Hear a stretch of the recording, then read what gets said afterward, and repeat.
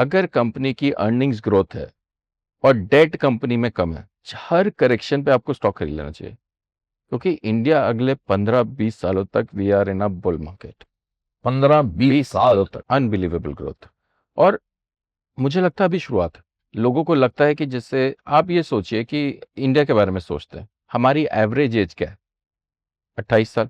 हमारी कमाई कितनी है? $3,000। $3,000 का मतलब हो गया आपको करीब 2.5 लाख रुपए। लेकिन काबिल लोग हैं, एम्बिशियस लोग हैं। एज अ कंट्री आप अपने चारों तरफ लोग देखें, मतलब मेरे को तो the new kids that we are hiring, the hunger, the ambition that they have is probably 10 times what I had at their age. तो काबिल मेहनती लोग 28 साल के, जिनकी अभी तनख्वाह 2.5 लाख रुपए साल की है, इस तरह का आदमी आपको मिलता है। तो आपको क्या लगता है जब तक कि वो 40 साल का होगा तब तक उसकी तनख्वाह क्या होगी, ग्रोथ क्या होगी? तो हम लोग ने अभी तो कुछ दिखा ही नहीं है। So all this is just a foundation for the massive bull run which is yet to come. इसका मतलब ये नहीं है कि स्टॉक मार्केट सीधा ऐसा जाएगा, बिल्कुल बिल्कुल ऊपर। बट स्टॉक मार्केट्स में और जनरली इन्वेस्टिंग में अगले 15 सालों में जितना पैसा बनेगा इतना कभी किसी ने बनाया ही नहीं है। Ultimately, the wealth is created on a long-term basis. You will have all the cycles, Vivek. I've gone through in my personal portfolios. You just have to hold on. You will have the patience will test. I'm telling you, in 2008, when the whole market crashed, हम सोचा था पर बस नौकरी भी नहीं रहेगा. It was so bad. I think that's the time actually a lot of money is made. If you look at recent corrections, when people put money, you look at the returns. So you will go through cycles. Markets are part of cycles. If you think that markets are linear, वो तो होगा ही नहीं. Markets linear होता ही नहीं, इसके लिए markets बोलते हैं हमने. So I think my view is that India will get evolved. I am not pessimistic. I think people understand cycles. India is now from 94. Let's look at 94 because liberalization happened.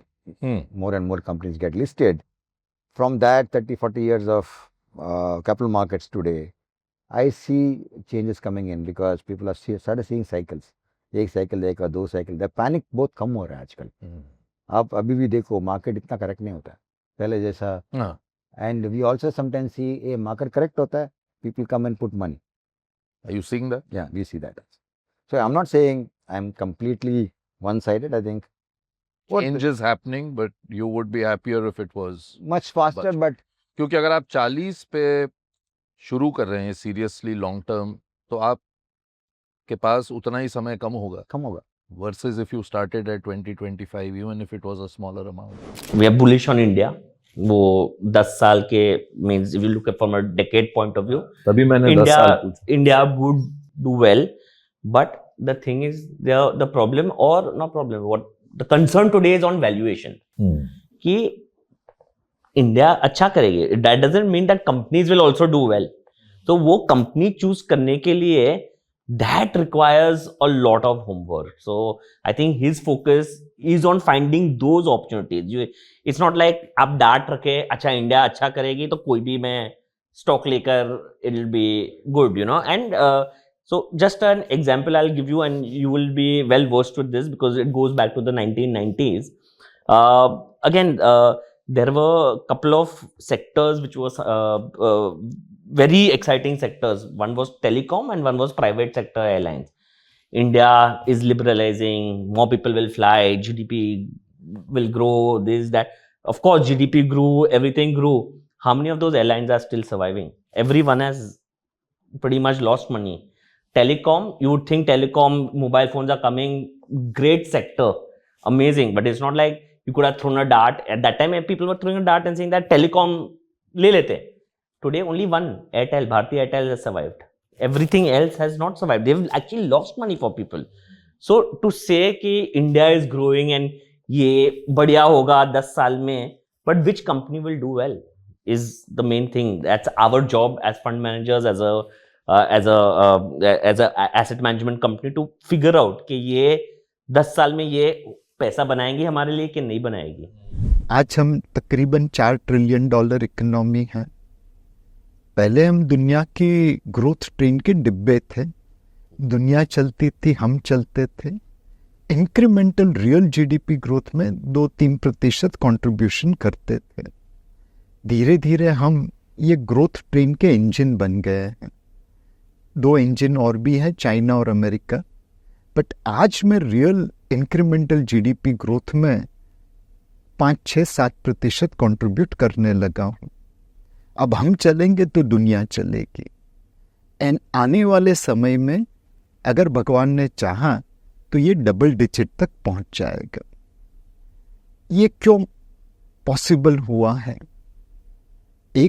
एक समय था जब हमारी talent बाहर जाती थी opportunities के लिए। तो जब सत्या नाडेला जैसे टैलेंट बाहर चली गई तो वो बाहर जाके माइक्रोसॉफ्ट चलाने लगा। कल का सत्या नाडेला भारत में रह रहा है। कुछ लोग अभी भी बाहर जा रहे हैं, बट बहुत सारे लोग भारत में रह रहे हैं। ये टैलेंट ही, ये एंटरप्रेन्योर्स ही भारत की ग्रोथ तय करेंगे। दूसरा, टैलेंट को कैपिटल होना बहुत ज़रूरी है। पहले यही था कि अगर आपके माता पिता के पास पैसे, आपके फैमिली के पास पैसे, तो आप कैपिटल ला पाएंगे। आज आपके पास बिजनेस आइडिया है तो angel investor, private equity, venture capital available कर देते हैं। टैलेंट और कैपिटल दोनों मिल गए, फिर इंफ्रास्ट्रक्चर की ज़रूरत है। ऐसा नहीं है कि भारत में इंफ्रास्ट्रक्चर की सरप्लस है, बट एटलीस्ट अवेलेबिलिटी हो गई है शॉर्टेजेस में से। 2014 से 24 के बीच में हमने उतना इंफ्रास्ट्रक्चर बना दिया जितना 2013 में खड़ा था। इंटरसिटी ट्रैफिक भले इश्यू हो, हाईवेज तेजी से बढ़ने लगे हैं, पावर अवेलेबल है, पोर्ट में 10 दिन के सामने 3 दिन में टर्न अराउंड कर रहे हैं, एयरपोर्ट बने हैं, टेलीकॉम नेटवर्क बहुत अच्छा है। तो ये एक त्रिवेणी संगम है हमारी इकोनॉमी के लिए, टैलेंट का, कैपिटल का और इंफ्रास्ट्रक्चर का। ये हमें कॉन्फिडेंस देता है कि हम ग्लोबल ग्रोथ ट्रेन के इंजन बने रहेंगे।